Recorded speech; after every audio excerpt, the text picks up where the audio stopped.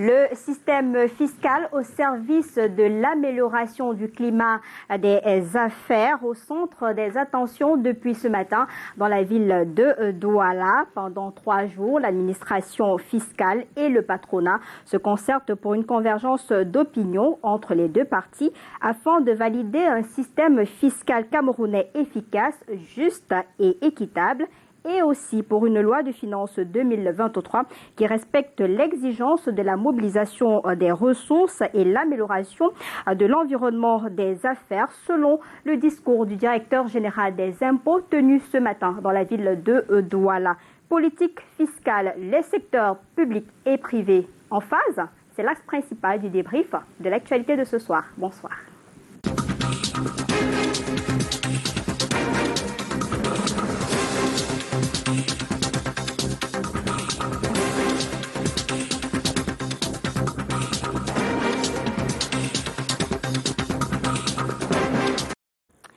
Et pour évoquer justement la politique fiscale au Cameroun, nous avons uniquement des experts sur ce plateau. Je commence donc par cette experte fiscale agrégée au niveau de la CEMAC, CEO du groupe fiscal.com Cameroun, Congo, République centrafricaine, Marlise Djenga. Bonsoir et bienvenue. Bonsoir Lille, bonsoir à tous les téléspectateurs. C'est un plaisir de vous avoir, ça faisait longtemps. Ah ouais, et moi aussi, comme toujours. Vous êtes très bien vêtus. Merci, c'est la promotion du Made in Cameroun. C'est très important, surtout quand on parle d'économie. Lui aussi, il est très bien vêtu ce soir comme à l'accoutumée. Il est expert en banque et finance. C'est d'ailleurs un habitué de ce plateau du débrief de l'actualité. C'est toujours avec beaucoup de plaisir qu'on reçoit Hervé Emmanuel Com. Bonsoir et bienvenue. Bonsoir Lille, plaisir partagé. Bonsoir aux millions de téléspectateurs de débrief. Canal 2 International, et bonsoir aux éminents panélistes, copanélistes, l'expert en économie avec qui j'ai souvent eu à confronter. Et puis je découvre une sublime créature qui est dans la finance. C'est extraordinaire. D'accord, on parle bien de finance, donc il fallait inviter des experts et surtout la gente féminine pour dire qu'il n'y a pas que les hommes dans le domaine. Ah ben elle pourrait être dans un magazine de mode. Pour le moment, elle gère notre magazine sur les entreprises. Lui également, il est en Made in Cameroun. C'est un habitué de ce plateau du débrief de l'actualité. Docteur, spécialiste en économie également. Dalvaris Ngunju, bonsoir, bienvenue. Bonsoir Lille, bonsoir Madame Djenga, je félicite encore son vêtement vraiment très beau. Ouais. Bonsoir aussi à mon cher aîné. Hervé, avec qui j'échange beaucoup, qui est vraiment dans ces questions financières et particulièrement fiscales, dont des avis vraiment dignes. Très très loin de l'idéologie, parce qu'en réalité c'est la pratique. L'appartenance au ce n'est pas une maladie. Dis donc, j'ai pas dit ça. Oui, j'ai pas dit ça, Hervé. On l'a compris. Oui. Merci pour ce petit pic sur ce plateau. On est en direct également sur nos pages Facebook, YouTube, TikTok. Il vous suffit tout simplement de taper Canal 2 International et Colin Soumonchouan comme tous les soirs est à la réalisation de ce programme. Je commence par vous, Marlise, quand on parle de fiscalité. Je ne suis pas sûre que de nombreux Camerounais savent de quoi on parle. C'est quoi? Alors, fiscalité, je le dirais en tout simple, c'est l'ensemble des droits qui s'appliquent à vous en ce qui concerne le calcul de vos impôts, qu'est-ce qui rentre dans l'assiette de calcul de vos impôts, quels taux sont applicables en matière de calcul de vos impôts. La fiscalité, en fait, c'est ça. La fiscalité, c'est le droit. Donc, la fiscalité, en simple, c'est ça. D'accord. Avec cette explication-là, Dalvaris, on aimerait savoir, est-ce que cette fiscalité a un rôle précis dans l'action publique? La fiscalité a un rôle extrêmement précis, extrêmement important dans l'action publique pratiquement de toutes les nations. Pourquoi? Parce que, voyez-vous, les nations ont des responsabilités régaliennes. Il y a la santé, il y a la sécurité, il y a bien d'autres responsabilités. Et pour faire face à cela, l'État est contraint de déployer certaines forces. C'est pourquoi quand on parle fiscalité, on dit impôt. impôt vient du verbe imposer. Ça veut dire qu'en réalité, ça peut vous plaire comme ça peut ne pas vous plaire. Mais on vous impose que pour faire face aux questions de santé, aux questions sanitaires, aux questions sécuritaires et à beaucoup d'autres questions liées au fonctionnement de l'État, on vous impose de payer tel montant ou c'est pas quoi, ou tel chiffre pour que l'État puisse faire face à ses responsabilités. Et pour pouvoir avoir cet impôt, on met en place une spécialité qu'on appelle la fiscalité, qui est l'art de pouvoir prélever une partie des revenus des personnes qui peuvent être physiques ou morales pour faire face aux responsabilités de l'État. D'accord. Hervé Emmanuel Com, vous qui travaillez dans le domaine, on parle beaucoup depuis ces dernières années justement de politique fiscale. Quel est le regard que vous avez sur cette notion très controversée? Je voudrais ajouter à ces définitions que je trouve très modérées, le fait qu'en réalité, brutalement, la fiscalité, c'est l'ensemble des prélèvements obligatoires exercés sur les agents économiques, personnes physiques ou morales.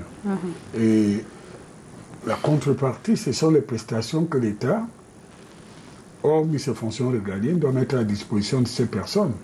Parce que ces personnes agissent dans un espace, elles ont besoin de l'énergie, elles ont besoin de sécurité, elles ont besoin de la couverture santé, elles ont besoin des infrastructures et tout. En réalité, il y a deux approches de la fiscalité. Ou il y a une approche brutale que souvent les fonctionnaires ont, c'est-à-dire que ça devient confiscatoire, voire même vexatoire.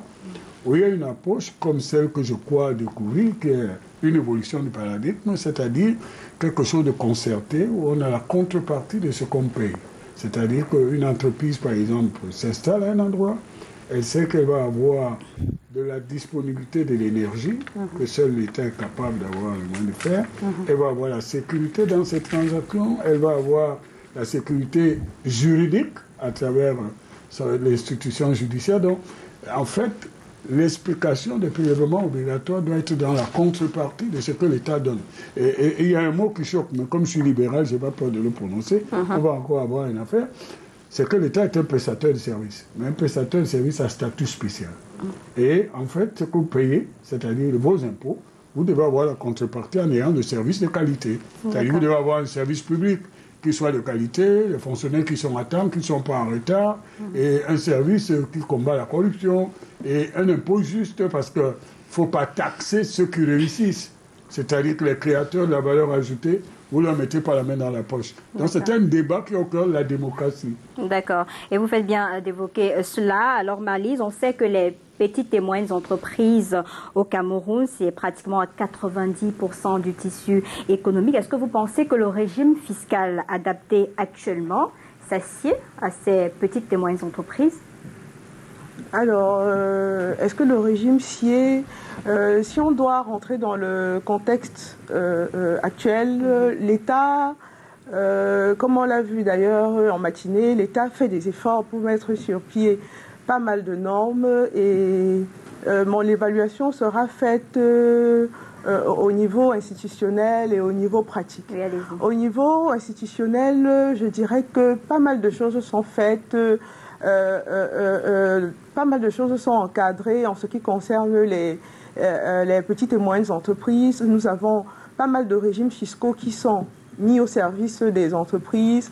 Vous avez des régimes, des centres de gestion agréés, des régimes structurants, des régimes...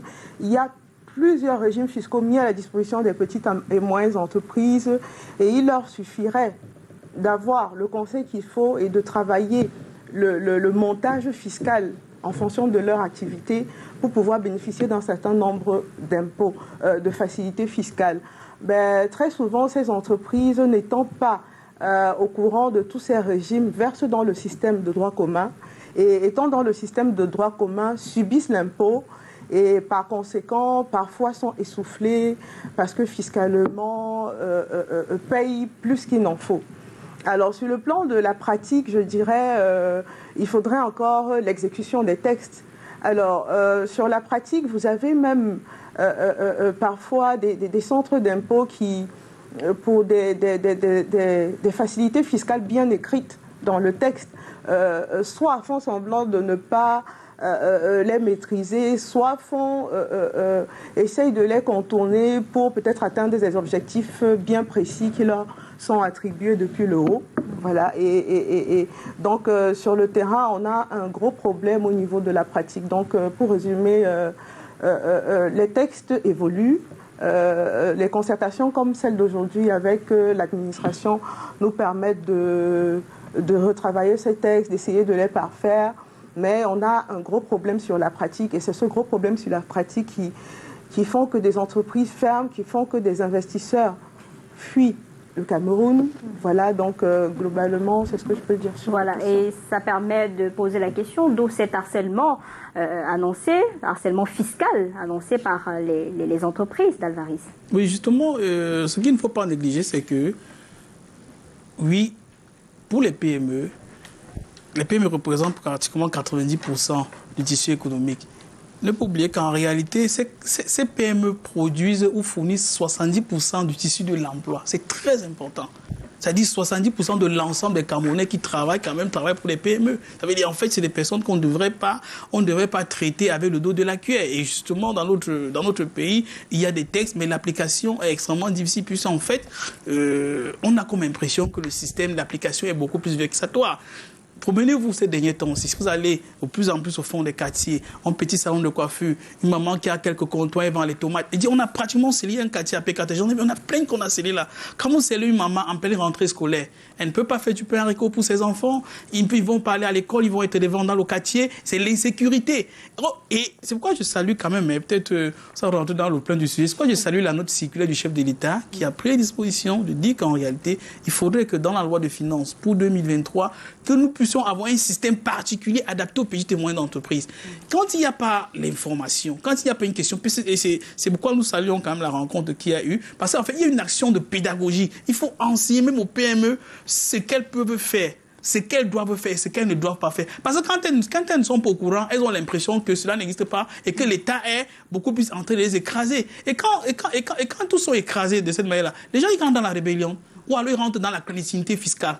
Quand ils rentrent dans la clandestinité fiscale, l'État, le fisc perd une part importante des recettes, alors que si on était mieux organisé en les enseignant même. Et c'est pourquoi, moi, je ne pense pas que la pédagogie, certes, peut être au niveau de ces opérateurs économiques, mais au niveau même aussi des agents des impôts. Parce qu'on a comme impression que certains agents des impôts profitent de cette méconnaissance des textes de certains opérateurs de PME pour les écraser. En réalité, dans beaucoup de pays, comme le disait tout à l'heure Hervé, en réalité, l'État est un prestataire de services. C'est-à-dire, quand vous prenez de l'argent à quelqu'un, c'est pour il faudra un service. Vous ne donnez pas l'impression que vous êtes en train d'écraser la personne. Quand vous faites comme ça, cela peut soulever même parfois la rancœur des personnes envers vous. Et quand c'est comme cela, vous voyez, ça va dans tous les sens. Surtout, comme je l'ai dit un peu plus haut, que ce n'est pas seulement 90%, mais au-delà, il y a 70% des Camerounais qui travaillent, mais qui travaillent pour ces personnes-là. D'accord. Il y a justement cette circulaire du chef de l'État sur la préparation de cette loi de finances 2023 où le régime fiscal devrait s'adapter aux entrepreneurs individuels. Écoutez, je crois qu'il faut aller plus loin. L'impôt est un produit comme, je ne sais pas, le journal de madame. Ou tout. Il faut, pour le vendre, il faut communiquer. Il faut le rendre agréable, il faut le rendre acceptable, il faut le rendre... Donc, ne comprenons pas qu'il y ait ici des gens qui sont des adversaires de l'impôt et ceux qui sont favorables à l'impôt. Mais il faut des justificatifs. C'est la raison pour laquelle la réunion qui a commencé à Douala, c'est le changement de paradigme qu'on attendait, parce qu'on avait l'impression qu'il y avait comme un dialogue de sourds entre les grandes imposables, c'est-à-dire les grandes entreprises et même les moyennes, et la DGI. Alors, il faut féliciter cette démarche, mais il faut que ça se traduise par les actes. Je vais vous donner tout à l'heure quelques exemples. Il est incompréhensible qu'au XXIe siècle, vous fassiez, par exemple, vous insistez pour dire que l'imposition principale est assiette sur le chiffre d'affaires. Alors que normalement, on évolue de façon moderne pour imposer les bénéfices qui doivent être partagés. Donc, je crois que là, on est devant une situation... J'avais un de mes anciens condisciples à la banque qui parlait de la djihad fiscale, c'est-à-dire une guerre radicale que mènent ceux qui prélèvent les impôts. Vous avez entendu le dernier communiqué de mon ami, le patron de CNPS. Bientôt, on va rentrer dans votre maison pour savoir si votre bonne ou votre gardien est imposé. Donc, quand on arrive à ce niveau-là, ça crée comme une confusion, l'incompréhension. Et tout à l'heure, le docteur en économie expliquait qu'il faut que ce soit dans la concorde, parce que la contrepartie de la fiscalité, c'est la qualité, la productivité de l'État, la mise à disposition des services, des infrastructures, parce que tout le monde doit aller dans ce sens pour qu'on puisse créer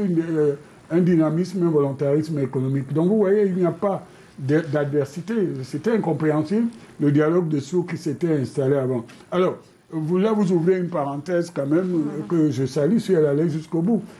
Moi, j'ai vécu très longtemps dans un pays où la préparation du loi des finances met en mouvement tous les acteurs économiques et sociaux. C'est-à-dire qu'on exprime les besoins. C'est ce que les Américains ont appelé l'analyse par son input-output.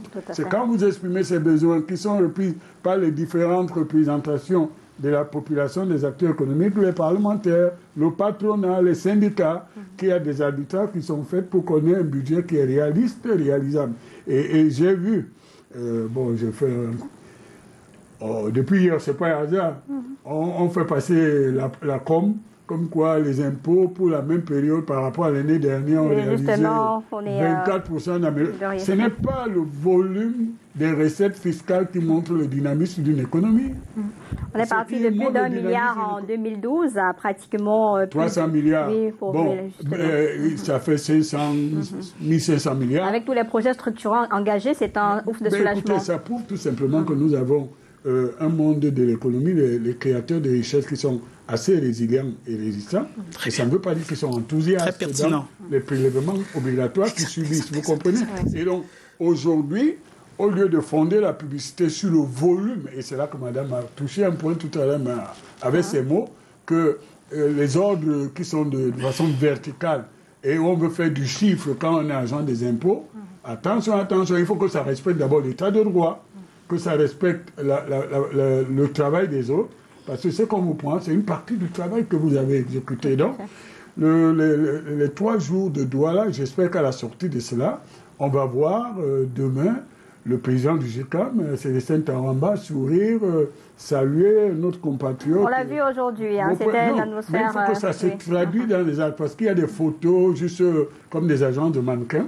Il faut que ça soit quelque chose de précis et qui change de paradigme. Par exemple, le débat sur le prélèvement sur le chiffre d'affaires ou le bénéfice est un débat qu'on ne peut pas éviter. Tout à parce fait. que nous avons des pays à taille égale que la nôtre qui ont déjà fait le pas et ne se sont pas appauvris. La Côte d'Ivoire, par exemple. Tout à fait. Donc je crois qu'il faut toucher les vrais problèmes et ne pas jouer le bal des hypocrites ou des figurants dans un film. C'est très bien ce qui va se passer, mais il faut que ça se traduise dans les actes et que nous participons à l'élaboration du budget. On a d'ailleurs vu un message, un discours sincère, on peut le qualifier ainsi aujourd'hui, de la Direction générale des impôts. Il est question, pour le paraphraser, il est question de venir auprès du patronat, poser la problématique, attendre le maximum de propositions possibles et permettre à la fin de faire les arbitrages. Je crois que Marlise d'ailleurs était sur le terrain, elle a suivi ce discours-là. On est dans la quête des propositions pour que l'un ou l'autre ne sente pas asphyxié. À ce propos, s'il vous plaît, là on est dans le concret. Parce que les rencontres qu'on nous organise à Douala, souvent qui ont pour conséquence principale de paralyser la circulation publique-privée avec des 4x4, là on est dans quelque chose de concret qui peut booster la richesse du pays et la production de la Et justement, il a dit dans son discours, ne pensez pas que nous sommes là pour vous empêcher de travailler. Nous sommes là pour recueillir le maximum de propositions, surtout du patronat, pour voir comment est-ce qu'on peut améliorer cette mise en œuvre de la politique fiscale. Pour attention, que chacun... des syndicats aussi. Oui, pour que les uns et les autres... ouvriers qui estiment qu'ils payent trop d'impôts. Oui, justement, pour que les uns et les autres ne se sentent à l'aise. Vous avez compris le message. Oui. Oui, justement, l'exposé du directeur général des impôts tournait autour de... ils ont présenté un peu les mesures prises par l'administration fiscale dans le but d'améliorer le climat des affaires au Cameroun. Notamment, ils ont brossé en rapide tout ce qu'ils ont améliorer, commençons déjà par la dématérialisation qui est le premier point. On a eu quand même, et ça il faut saluer, progressivement une dématérialisation du système fiscal qui fait que de moins en moins des contribuables sont en contact avec le service des impôts. Digitalisation. Oui. Monsieur Comme parlait tout à l'heure justement de tout le stress qu'on peut subir lorsqu'on sait que un agent de l'État va passer pour un contrôle. Vraiment, c'était déjà un grand gap de savoir que tout se fait en ligne et que voilà, on peut juste appeler le fisc pour des régularisations ou bien pour des blocages lorsque le système a des soucis. Donc, ils ont relevé cela. Ils ont relevé également sur le plan des procédures, le fait qu'on a aujourd'hui des attestations de non-redevance, même lorsqu'on reçoit un avis de mise en recouvrement. Ça veut dire que vous devez à l'État, mais avant que l'État ne démarre avec son processus de recouvrement forcé, vous pouvez quand même en ligne obtenir votre attestation de non-redevance. C'est vrai que la réalité sur le terrain est un peu complexe, mais déjà, comme je le disais tout à l'heure, sur les écrits, c'est ça. Ils ont également relevé pour le système fiscal des améliorations telles que nous avons les zones économiquement sinistrées qui, pour des entreprises qui y investissent, bénéficient de pas mal d'avantages fiscaux. On a des dispenses d'impôts, on a également pour ceux qui ont des arriérés fiscaux dans ces zones économiquement sinistrées la possibilité d'avoir le soutien de l'État ou bien comment on peut appeler ça, l'État pourrait vous permettre, si vous faites la demande, de laisser tomber, je le dirais comme ça en français simple, des dettes fiscales que vous aviez. Mais j'ai un problème. Je suis par définition réticent sur le moratoire fiscal. Parce qu'il peut être l'alibi à toutes les combines, des passe-toi aux amis. Et même ce qu'on appelle les zones sinistrées. Vous voyez, les entreprises qui ne veulent pas payer correctement l'impôt vont se délocaliser alors qu'elles sont toujours à Douala, par exemple. Donc, il faut non, mais sur les textes, dans les textes, c'est encadré. Mais maintenant, c'est là dans la pratique. Dans les textes, on vous dit, les zones économiquement sinistrées, vous bénéficiez de ces impôts si en grande majorité, si peut-être à 80%, votre activité centrale est dans cette zone-là. Mais je vous donne un exemple. Oui. À l'UQAM qui se trouve dans le département de la Sanara-Maritime Maïdéa, son siège à Douala. Où est-ce qu'il paye ses impôts? Au lieu du siège. Bon, vous êtes... au lieu du siège, alors que son usine, c'est-à-dire le centre de création de sa richesse, se trouve à Idéa. Oui. Donc je crois qu'il faut prendre ce problème globalement et faire en sorte que la nouvelle vision de la fiscalité rencontre aussi l'évolution, c'est-à-dire la décentralisation. Il faut que l'impôt cesse d'être centralisé et que les collectivités qui ont été créées bénéficient des retombées de l'exercice des activités. Et la dernière chose, je crois qu'il faut arrêter de fuir les vrais débats. Il est temps qu'on nous dise quel a été le destin du livre blanc du patronat camerounais sur la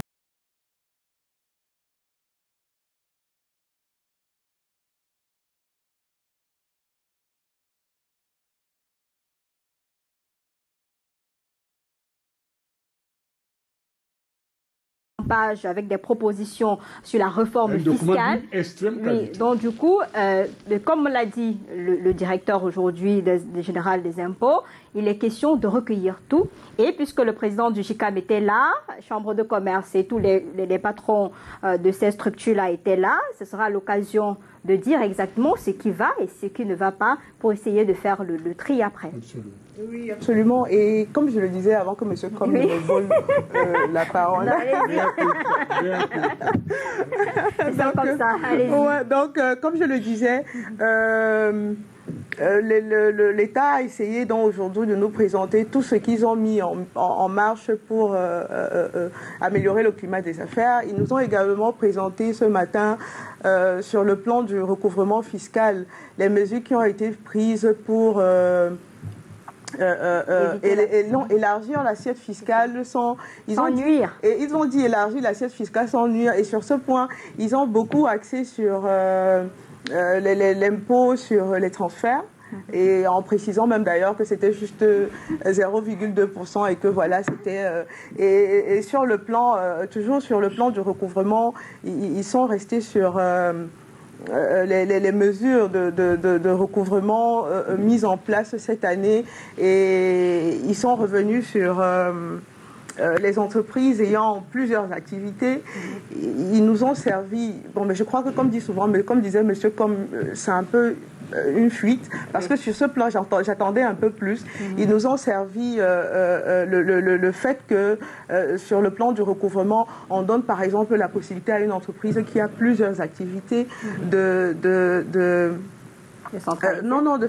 tenir plusieurs comptabilités et ce pour avoir une certaine clarté et ce pour mesurer le recouvrement. Mais sur ce point, par exemple, du recouvrement, j'attendais plus parce que sur le terrain, c'est très compliqué. Donc, vous aurez l'occasion d'ici à jeudi de faire des propositions à ce niveau-là. Je voudrais revenir avec vous, Dalvary, sur les propositions du groupement interpatronal du Cameroun, justement sur cette réforme fiscale pour éviter qu'il y ait des cris. Avant des propositions, elle vient soulever plus un aspect très important. Je pense que c'est l'un des fondamentaux des difficultés de la fiscalité au Cameroun. C'est particulièrement sur le recouvrement, comme les gens font de la publicité. L'année dernière, c'est vrai, au premier semestre, en juillet, l'État avait recouvré 1298 milliards. En juillet de cette année, l'État est très fier de dire qu'ils ont recouvré 1597 milliards, c'est-à-dire une augmentation de 23-24%. Regardons le contexte. Nous sommes dans un contexte où il y a des crises internationales, une flambée des matières premières, le patronat se plaint dans tous les sens, les entreprises ont tous les problèmes de la terre. Vous êtes quand même fiers de dire que nous avons pu les déplumer un peu plus. Ça veut dire quoi en termes sains?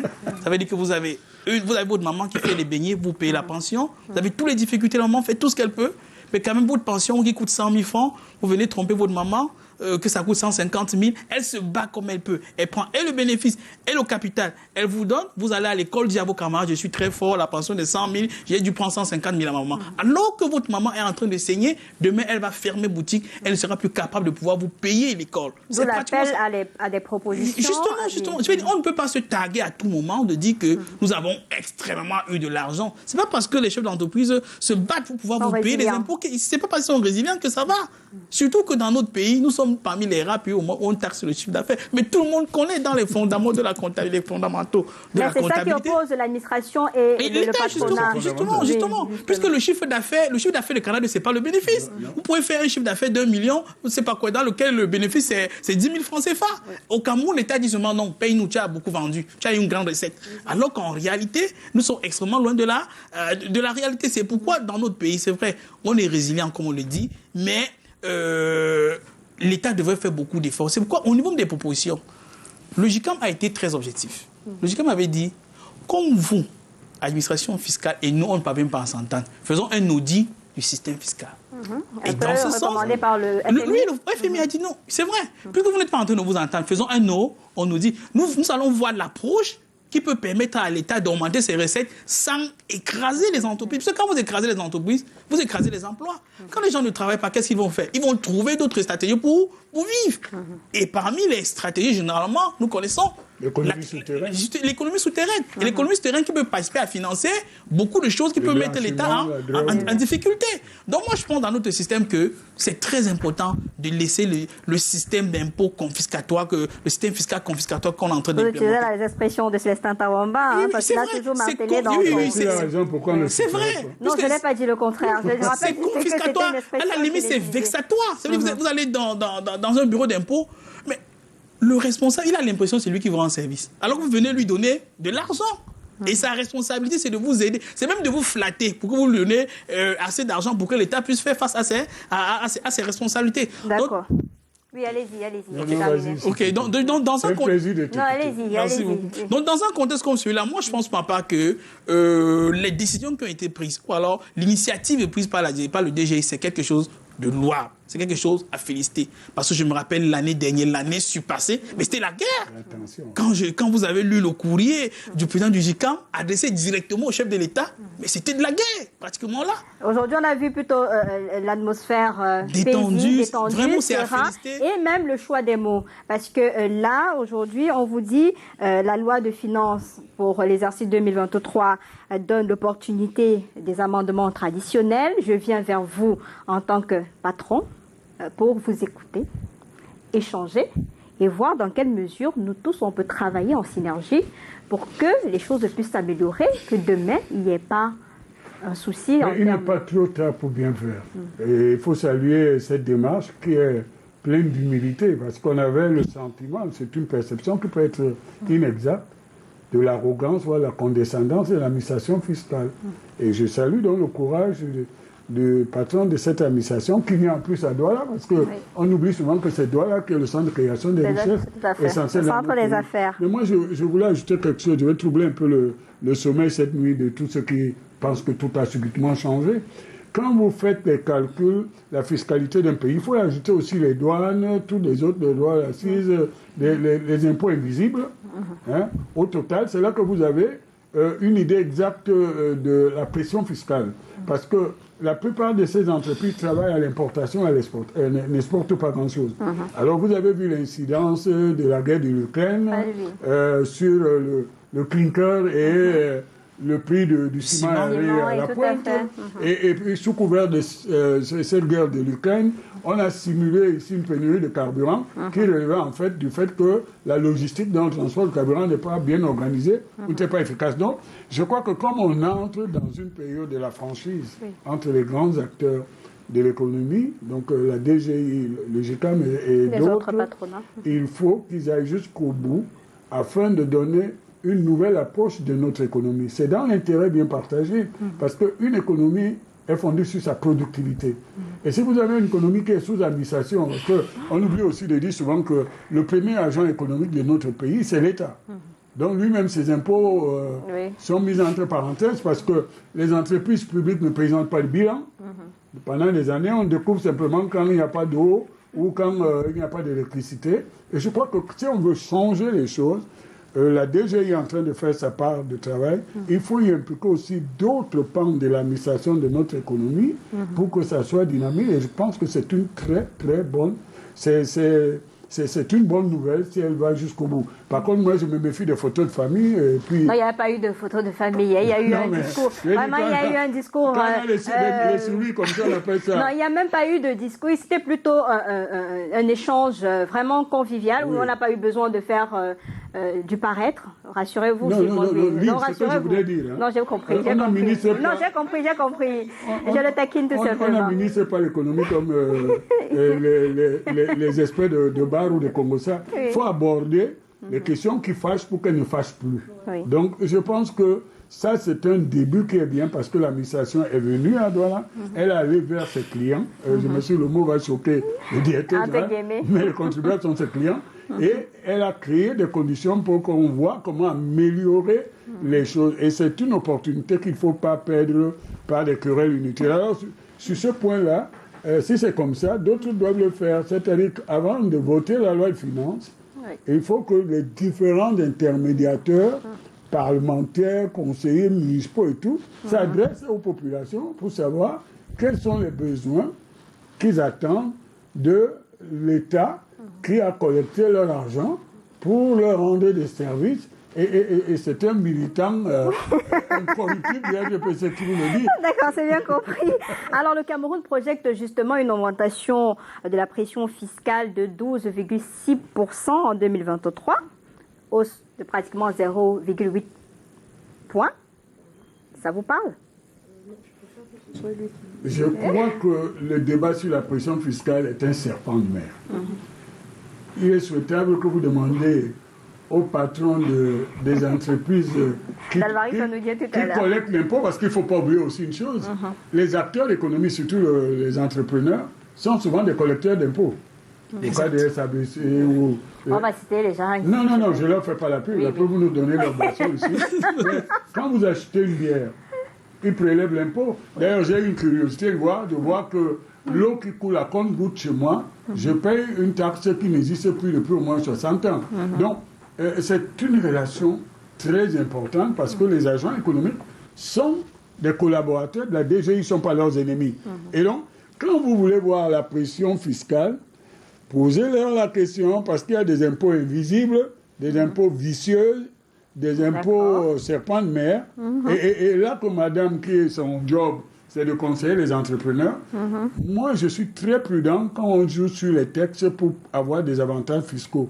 Parce que ça devient une source de un poignard sur la démocratie. Parce qu'en fait, l'impôt va au trésor pour permettre à l'État de payer la solde civile et militaire et de remplir ses missions régaliennes. Donc l'impôt doit être juste. Oui, l'impôt doit être juste. Mais sur ce point, je voudrais quand même faire une précision. On parle d'amélioration, l'heure est à l'amélioration, oui. Mais sur l'existant, sur ce qui est prévu, parce que comme il dit, il vient de me pointer du doigt, j'encadre un centre de gestion agréé qui compte 350 PME. Ça veut dire que la petite et moyenne entreprise, je la côtoie de la plus petite entreprise, de la plus petite taille à la moyenne. Alors, le constat que je fais sur le terrain, parce que avant d'améliorer, il faudrait déjà qu'on sache ce qui est l'existant. Vous rencontrez un chef d'entreprise, il vous dit, je suis dans la production, je fais dans la production d'eau et que je revends.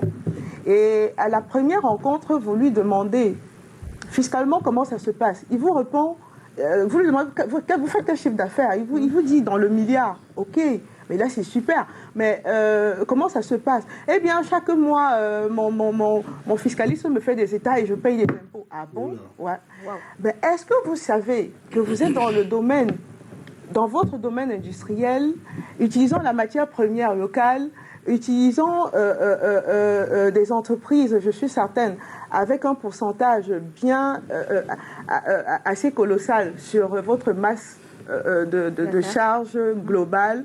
Est-ce que vous savez que normalement vous seriez dans un système où vous êtes dispensé d'impôts et taxes sur 5 ans et même après négociation, l'avoir sur 10 ans? Et là, vous me dites, vous payez d'impôts. Vous payez les salaires, vous payez l'eau, vous payez tout. Donc, c'est pour dire, alors. Voilà, c'est pour dire, il y a un gros problème sur le terrain. Donc, avant d'aller vers l'amélioration, profitez déjà de ce qui est dit. Il a souligné quelque chose tout à l'heure, les avantages fiscaux donnés par l'État ont ceci de dangereux que demain, ça pourra changer. Aujourd'hui, l'État vous l'accorde. Demain, l'État vous dit non, c'était juste pour vous attirer, maintenant, stop. Allez donc vers des systèmes d'agrément. Ça veut dire négocier véritablement. Vous envisagez par exemple de faire de la production industrielle demain, anticiper sur tout ce que vous voulez faire, anticiper sur tout ce que vous voulez importer, anticiper sur tout, ça veut dire votre business plan.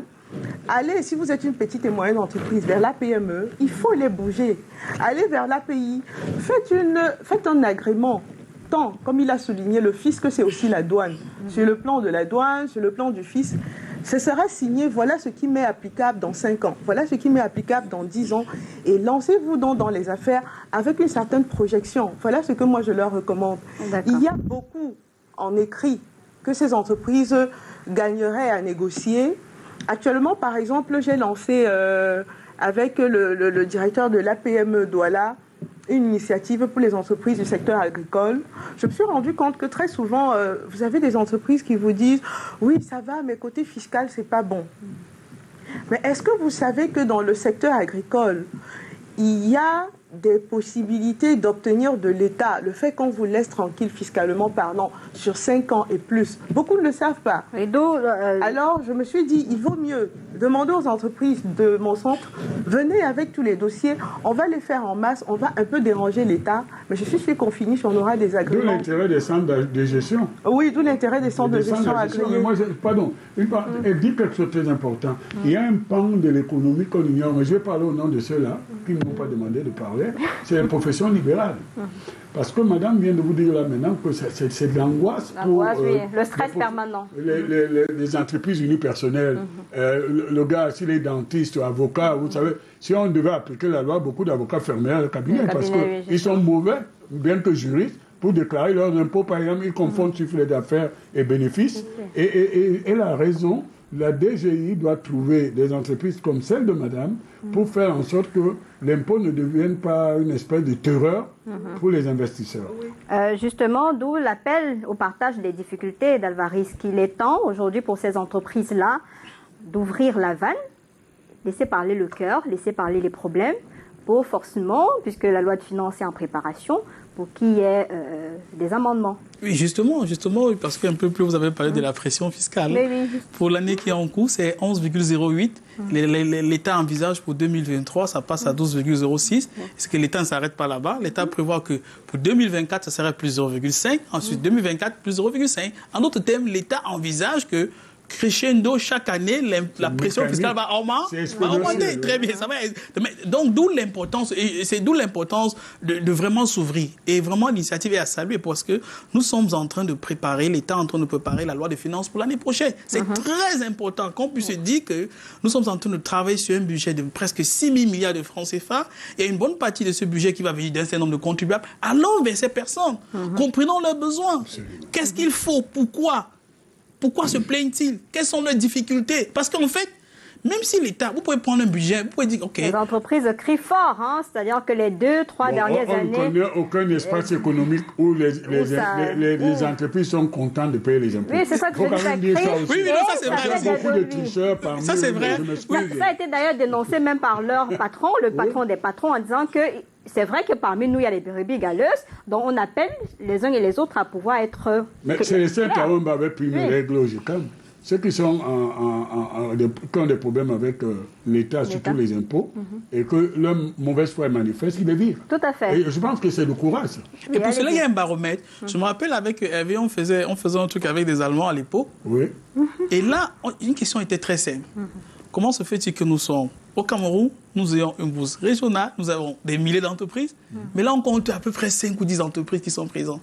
Parce qu'en réalité, parmi les critères fondamentaux, il faudrait que vous ayez une comptabilité, une fiscalité extrêmement claire et transparente. Et quand vous n'avez pas une comptabilité claire et transparente, vous commencez à avoir peur de la bourse, puisqu'on veut les informations qui sont claires. Donc là, justement, comme je parlais un peu plus haut, quand il y a une grande concertation entre les personnes qui vont contribuer, puisque quel que soit ce que vous faites, c'est pourquoi dans certains pays, il y a des difficultés, est-ce que vous pouvez dire, OK, sur la loi de finances, nous allons faire un budget de 6 000 milliards. Et oui, c'est bien beau, mais vous faites comment vous financez cela? Mais si vous avez tenu compte du point de vue des personnes qui vont participer à financer cela, vous allez facilement ajuster votre budget. Le déficit va être gérable. Donc, d'où l'importance de l'initiative. Et nous pensons que, comme vous avez dit, ça continue demain, mais surtout que ça ne reste pas là, que ça continue. Et moi, je pense même que ça peut aller au-delà d'une fois par an, peut-être 2-3 fois par an. Pourquoi pas faire un bilan à demi-parcours, même semestriellement. Et s'ils vont dans ce sens, je suis convaincu qu'avec le temps, les personnes vont de moins en moins créer. Et surtout qu'il faut bien savoir, quand un opérateur économique dit qu'il paye les impôts d'1 milliard, de 2 milliards, mais il aimerait quand même avoir une route. Pour quitter Poitiers, c'est ce qu'on appelle la distance économique. Ce sont les services. Exact. Vous ne pouvez pas quitter et c'est bien mentionné pour justifier les impôts que l'on perçoit. Surtout la disponibilité de l'énergie. Justement, vous ne pouvez pas avoir un port qui est ici. Beaucoup d'entreprises sont ici au port de Douala. Vous avez une zone industrielle qui est là à Bassa. Mais vous faites 2 heures avec votre camion pour arriver là. Mais ce n'est pas tenable. Et en carburant, et même l'État paie après. Parce qu'en réalité, au fur et à mesure qu'un camion qui est extrêmement chargé passe du temps sur la route, ça continue à détruire la route. Ça crée des accidents, une tonne de blessés qui vont aller à la Quintini, il n'y a pas assez de médecins, et ça crie encore sur l'État. Et qui est en difficulté, c'est encore l'État. Donc moi, je pense que le cadre est bien, on peut multiplier. Il y a quelque chose qui est déjà bien. Mais au-delà de cela, ce serait très bien aussi que, au-delà du directeur des impôts, que le chef de l'État, de temps en temps, reçoivent ce qui crée de la richesse. D'accord, non, c'est pas ça le débat. Alors, on a également parlé aujourd'hui, Hervé, de la politique d'impôt-suspicion via le renforcement des incitations fiscales au profit des investissements. Et même le président de la Chambre de commerce a mis l'accent sur l'impôt-suspicion. Qu'est-ce que vous en pensez? Écoutez, cette initiative devait déjà produire les effets. C'est tout simplement que les acteurs de ces secteurs trichent. La plupart trichent. Nous avons connu des périodes, moi j'ai un âge où on a connu le port fictif, comment ils appelaient ça? C'est-à-dire, les gars, ils prennent des marchandises, ils disent qu'elle va par exemple en Centrafrique alors qu'elle est revendue ici en Cameroun. Vous comprenez? Et donc on ne peut pas accepter, c'est du vol sur la propriété de l'État. Vous comprenez? Et donc, de la même manière, je défends qu'on laisse les créateurs de la valeur ajoutée être heureux par leur travail. De la même manière, je dis, on a besoin d'un État pour réguler un peu notre vivre ensemble, y compris nos relations économiques. Je voulais vous proposer un aspect qui n'est pas vu. Il y a des impôts invisibles, c'est-à-dire toutes ces taxes que les collectivités territoriales inventent. Et donc, la base juridique a démontré, au TV et tout ça. Taxes sur l'environnement, taxes sur l'écologie. Les boulevards sont sales. Sont sales. Je pense que vraiment c'est une question globale. Et David vient de poser un problème. Il faut une contrepartie visible.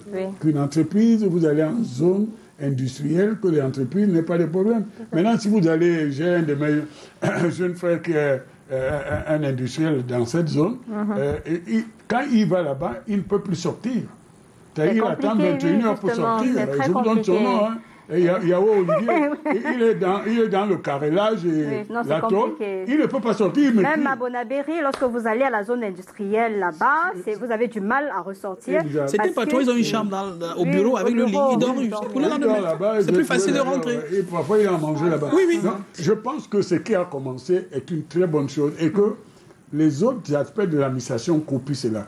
C'est-à-dire que nous ayons une administration productive, vertueuse et compétitive, mais surtout qu'elle ne soit pas condescendante et qu'elle ne soit pas verticale. Et là, il faut dire que le directeur général des impôts a fait un saut.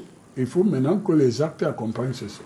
D'accord. Alors, Marlise, sur le terrain, avec tout ce qui se passe, vous, en tant qu'expert, j'aimerais avoir votre avis d'abord sur l'import-substitution. Ouais. Sur l'import-substitution, j'ajouterais à ce que M. Koma a dit que l'État également gagnerait, bon, c'est déjà ce qui est fait, on a déjà quelques mesures fiscales qui ont été prises dans le sens de réguler l'importation des produits qui peuvent déjà être trouvés sur le terrain. Je vais prendre un exemple. On vous dira par exemple les droits d'assises, peut-être si vous importez du cure-dent, seront beaucoup plus élevés parce que sur le terrain, on suppose que on peut les trouver. Mais il faut les fabriquer, madame. Et oui, voilà, c'est ça. L'État suppose qu'on peut déjà trouver les cure-dents. C'est pour ça que les droits d'assises, par exemple, sont très élevés pour l'import. Donc, moi, je pense que il y a déjà quelque chose qui a été fait, mais l'État gagnerait. Mais les acteurs, sur le point de l'import-substitution, les acteurs du Made in Cameroun ont aussi un grand travail à faire parce que, comme il le dit, il faut arracher, en fait, et ça c'est l'occasion, quand le directeur général des impôts est là pour des débats comme ça, c'est l'occasion d'aller arracher justement tout ce qu'on a comme... on a des services, on a des secteurs du Made in qui souffrent, par exemple parce que la matière première doit être importée. La matière première importée a un très fort taux en ce qui concerne les droits de douane. Alors moi je pense que voilà une occasion idoine pour les gens du secteur du Made in, par secteur d'activité, de dresser des listes de... Le directeur général est là jusqu'au 16, de dresser par exemple les listes de matières premières et toute autre chose qui sont très importantes pour leur production locale mais qu'on ne trouve pas et qui pourtant à la douane coûtent cher, de dresser ces listes et d'aller vers l'État pour négocier que ces produits rentrent par exemple sans payer de douane, voilà quoi. Et puis sur le plan local également, dans le cadre de l'import-substitution également, on se rend compte, je ne sais pas si c'est un oubli, mais on se rend compte en lisant les textes fiscaux qu'on a des productions locales, par exemple des jus naturels fabriqués localement qui vont supporter des droits d'assises parfois au même taux que des jus, des boissons importées. Donc c'est l'occasion pour ces entreprises du Made in Cameroun de venir et de voilà quoi. En quelques secondes. Je pense que pour qu'on réussisse le saut qualitatif qui a commencé là, il faut que tout le monde s'engage de façon sincère à respecter les règles du jeu. Parce que sous couvert de l'exemption des droits de douane, c'est souvent le cas des trafics. Quelqu'un qui importe du champagne, Laurent Perrier, il dit que c'est l'eau minérale. Bon, donc je pense qu'il faut faire attention. Mais il y a aussi un acteur qu'il faudrait qu'on écoute, c'est-à-dire le consommateur. Il ne faut pas, sous couvert de Made in Cameroun nous fait manger du n'importe quoi. Parce que pour Il n'y a pas de conserver, contrôle, oui. pour conserver certains produits, par exemple, il faut avoir la maîtrise technologique de tout. Donc, c'est un seau qui vient d'être ouvert, mais c'est un seau qui doit être à base du dialogue, et dialogue sincère. Et l'argent, en fait, il y a de l'argent au Cameroun. D'accord. Mais c'est l'économie souterraine qui absorbe cet argent parce que les gens ont peur D'accord. de l'administration. On va faire Oui. avant de faire le dernier tour de table. Oui, je disais que l'impôt c'est très important. Nous avons les difficultés budgétaires. En réalité, une bonne partie de tout ce que nous importons, en réalité, on peut les cultiver ici chez nous. Et pour cela, l'État, quand même, dans la circulaire du chef de l'État, il y a quand même un exemple qui est donné. Le chef de l'État dit, dorénavant, tous les mobiliers du bureau, on ne voudrait plus que ça vienne de l'État. Bravo. Oui. Parce que nous produisons du bois, nous avons des On a menuisiers fait de d'ailleurs un qualité, élément dessus, oui. etc. C'est une bonne chose. Mais moi, je pense aussi, vous savez, la publicité est très importante. La communication est très importante. Moi, j'ai visité quelques pays sérieux. Quand vous allez au Burkina, là, quand vous voyez les membres du gouvernement, tous là, ils sont avec le Bogola. Ah, mais faut pas m'oublier. Mais au Cameroun, vous regardez, nous avons les champs de coton, nous avons des cultivateurs de coton, nous avons des meilleurs couturiers que nous formons, nos enfants que nous formons partout.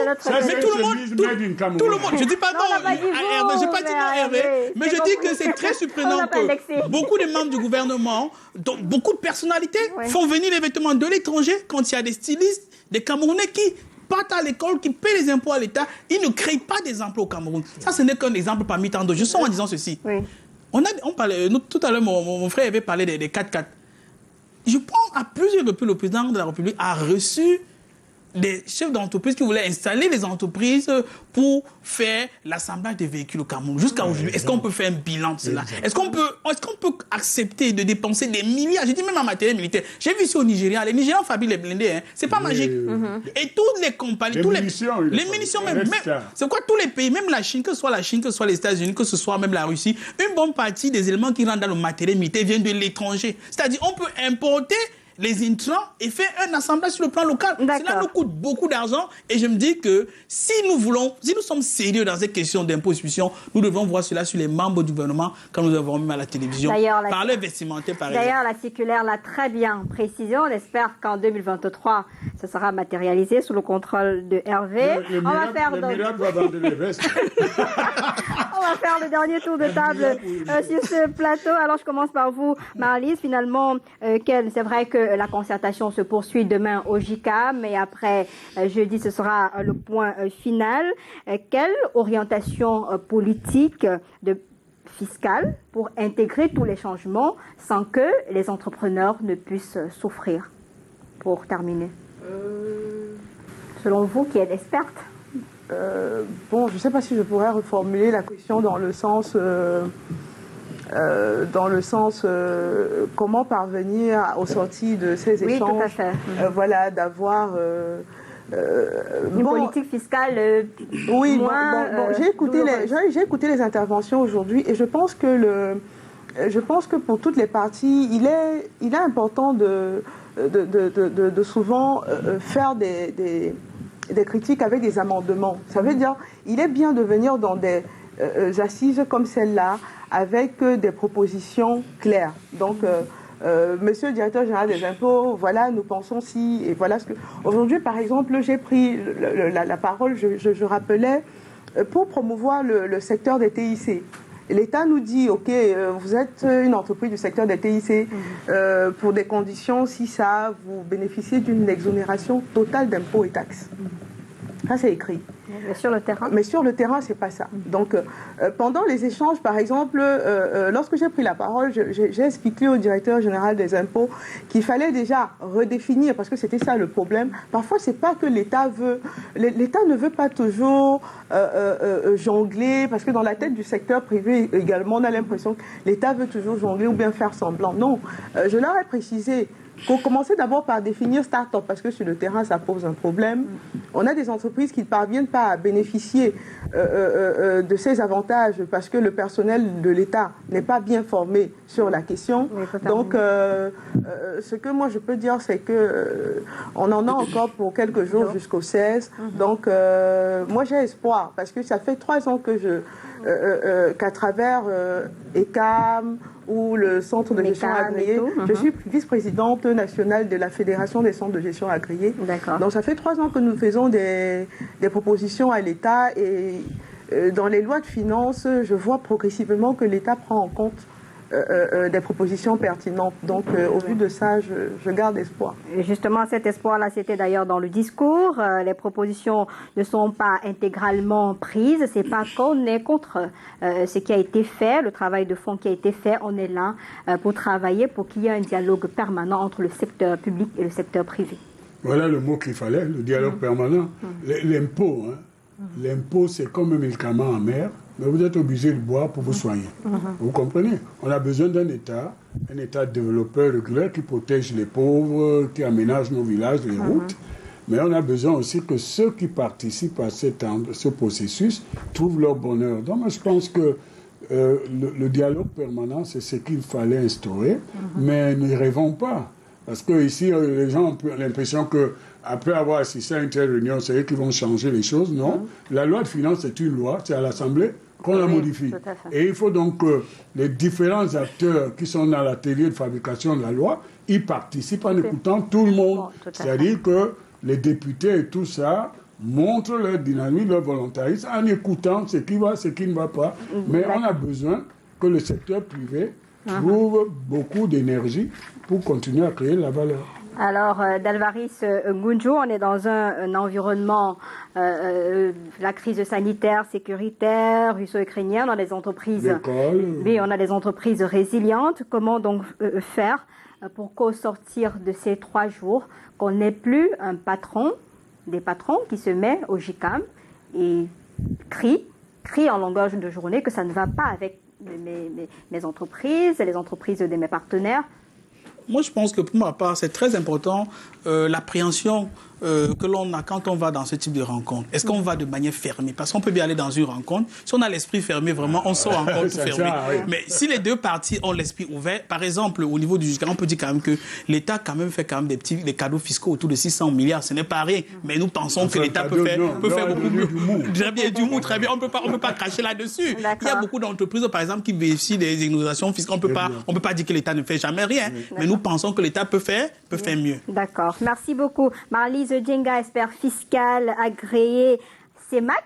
On va vous retrouver certainement pendant ces 2 jours, puisqu'on suit avec vous l'actualité du côté du JICAM et du Crystal Palace avec cette rencontre secteur public privé. Hervé Emmanuel Com, je suis sûre que je vais vous retrouver demain au JICAM pour voir si... je n'ai pas été invité. Non, vous seriez là. Je vous invite d'ailleurs, expert en banque et finance. Dalvaris Ngunju, économiste, ça a toujours été un plaisir d'être avec vous sur ce plateau. Merci pour vos différentes contributions. On espère avoir un environnement fiscal apaisé pour un climat des affaires également apaisé. C'était la fin du débrief de l'actualité. Demain, c'est une belle dame qui prend le contrôle en direct de Yaoundé, Janice Kamga, pour une autre thématique. Je vous reviens jeudi, certainement avec le bilan de ces 3 jours dans la ville de Douala. Passez d'excellents moments en compagnie des programmes de Canal 2. Juste derrière, c'est le journal, le 19h50, avec Aglan Gislain Kanga. Bonsoir.